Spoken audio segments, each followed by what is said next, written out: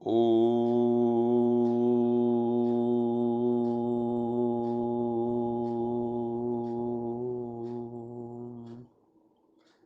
शांति।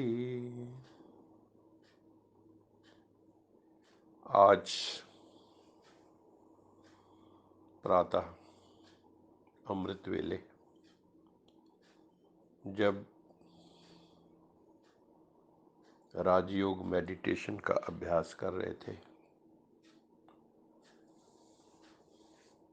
तो मन के भीतर भक्त फरीद जी की, मुस्लिम फकीर जो हैं,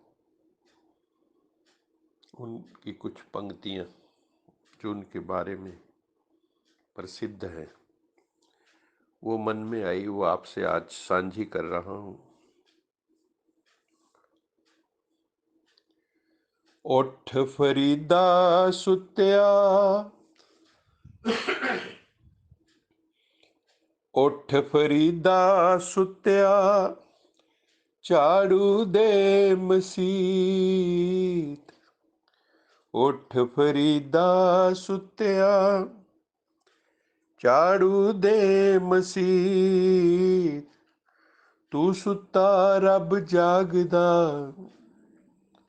तू सुता रब जागदा, तेरी डाडे नाल परी। तुरया तुरया जा फरीदा, तुरया तुरया जा। इसका क्या भाव है? उठ फरीदा सुत्या। कौन से नींद में हम सोए हुए हैं? अज्ञान की नींद में हम सब सोए हुए। रामायण कहती है, रामचरितमानस में है, मोह निशा सब सोवन हारे, देखें स्वपन अनेक प्रकारे।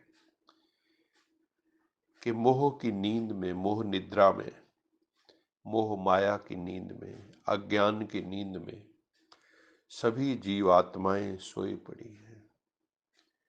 फरीद अपने लिए संबोधन करके सारी मानवता को आह्वान कर रहा है। उठ फरीदा सुत्या, अरे कहाँ सोया पड़ा है। उठ फरीदा सुत्या, झाड़ू दे मसीत। मसीत मन मस्जिद।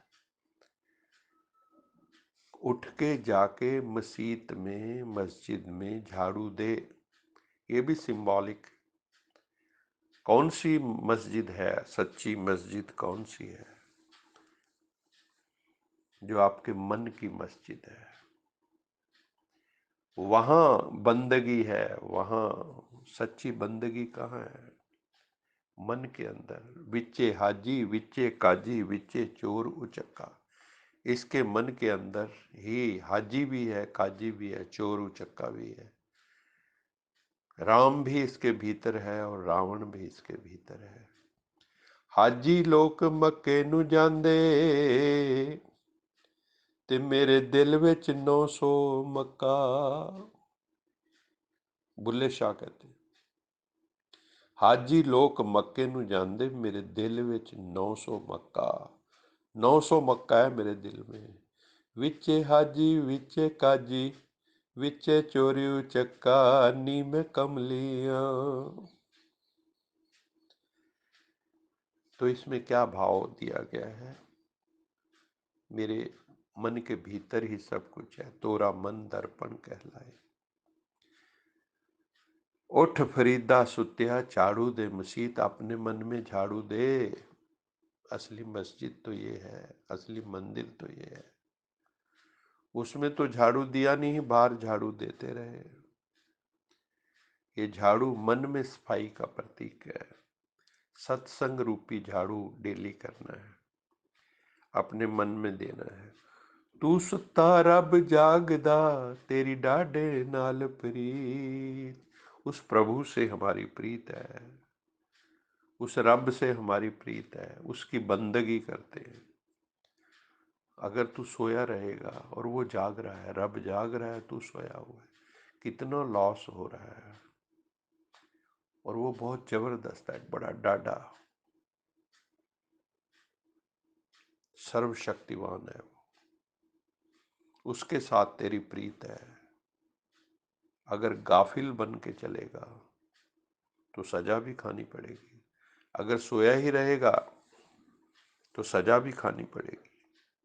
इसलिए हे फरीदा, तू जाग जा। उठ फरीदा सुत्या दुनिया देखन जा। हे फरीद उठ जा, अज्ञान की नींद से जाग जा, जाके इस दुनिया को देखो। उठ फरीदा सुत्या दुनिया देखन जा। किस लिए जा? दुनिया देखने के लिए। जे कोई मिल जाए बख्शिया, आहा, जे कोई मिल जाए बख्शिया, तू भी बख्शिया जा। तुरया तुरया जा फरीदा, तुरया तुरया जा। ढूंढ, इस संसार में ढूंढ ऐसी ब्लेस्ड सोल्स को, ऐसी बख्शीश हुई आत्माओं को जिनके ऊपर परमात्मा की ब्लेसिंग है। उन ब्लेस्ड सोल्स को ढूंढ, उन एनलाइटेंड सोल्स को ढूंढ। अरे उनके संग से तू भी बख्शा जाएगा। जे कोई मिल जाए बख्शिया, तू भी बख्शा जाए। अरे जन्म जन्मांतर पता नहीं कितने पाप, कितनी भूलें, कितनी गलतियां हमने की, उस सब का बोझ हमारे ऊपर है।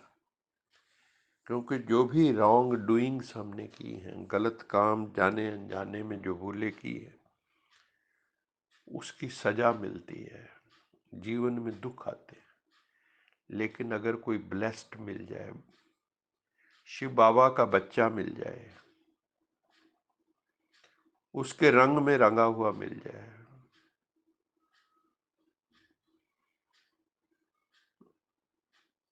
उसकी मौज में मस्ती में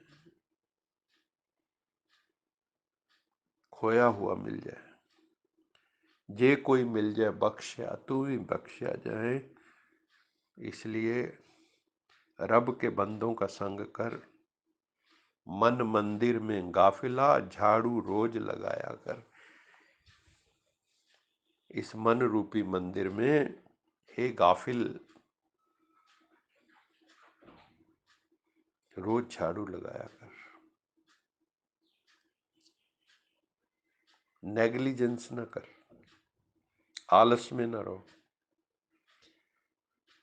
कल कर लेंगे, परसों कर ले पे मत टार। नाउ और नेवर, अभी नहीं तो कभी नहीं। इसलिए मन मंदिर में गाफिला झाड़ू रोज लगाया कर। ज्ञान का, ज्ञान का झाड़ू। ज्ञान सुनेगा तो मन का झाड़ू कहाँ, कौन सा है? ज्ञान, योग, श्रेष्ठ गुणों की, सद्गुणों की धारणा, परोपकार, यही मन मंदिर की झाड़ू है। तोरा मन दर्पण कहलाए, इस दर्पण पर प्राणी धूल न जमने पाए। तेरा मन देव दर्पण की तरह है, शीशे की तरह है। इस दर्पण पर प्राणी धूल न जमने पाए, तोरा मन दर्पण कहलाए रे, तोरा मन दर्पण कहलाए। हम सब हरि के द्वार आए हैं, हरिद्वार आए हैं। किस लिए आए हैं? हरिद्वार हम क्यों आए हैं? ज्यादातर हरिद्वार लोग जाते हैं गंगा स्नान करने के लिए, पाप धोने के लिए। बाबा कहते हैं तुम अपना उद्धार करने आए हो, अपना सुधार करने आए हो, अपने को रिफॉर्म करने आए हो, अपने को ट्रांसफॉर्म करने आए हो। अपने भीतर अपने आसुरी संस्कारों को बदलकर दिव्य संस्कारों को इमर्ज करने के लिए आए हो। अपना आमूल चूल परिवर्तन करने के लिए आए हो, सेल्फ रिन्यूअल के लिए आए हो। भगवान के पास जाओगे तो उसका रंग लगेगा ना। शिव को पारसनाथ भी कहते हैं, ऐसी मान्यता है। कि पारस के संग लोहा सोना हो जाता है।